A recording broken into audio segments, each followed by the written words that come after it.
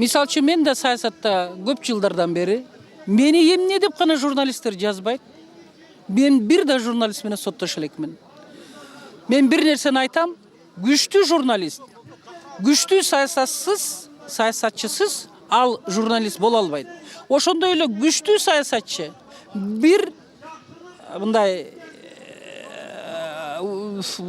журналисттин жардамысыз күчтүү саясатчы боло албайт да. Ошон үчүн журналисттерге болгон куугунтук деги эле азыркы болуп аткан жагдай бул туура эмес. Бирок журналисттер дагы факты менен сүйлөш керек. Анан каалагандай жөн эле жазып коем дегенде дагы журналисттер токтотуш керек. Эми ойдагы мүлктөрү боюнча ал обосновать этип бериш керек да. Ал каяктан источник? Мен мисал үчүн шуба сатып алсам дагы декларация киргизишим керек. Өзүчө. Мындай бул да баалуу мүлккө кирет да. Мисал үчүн эмне алсаң дагы ошо декларация киргизип туруш керек да. Ал эми мүлктөр сөзсүз түрдө кириш керек декларацияга. Аны мындай күч органдарына бербедиби азырчы тапшырманы.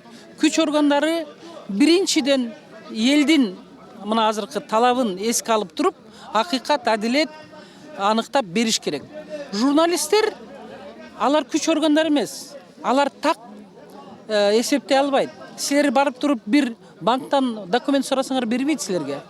Ал эми күч органдар соттун чечими менен документ сураса берет. Ошон үчүн алар адилет, акыйкат ушул маселени чечип бериш керек да. Ошондуктан күч органдарындагы принципиалдуу жигиттер да бар да. Мына ошолор бул маселеге точка коюш керек. Себеби бул дагы бир Кыргызстандагы стабилдүүлүктүн почвасын кичине болсо дагы расшатать этип койду да. Ошон үчүн бул маселелер сөз түрдө каралыш керек.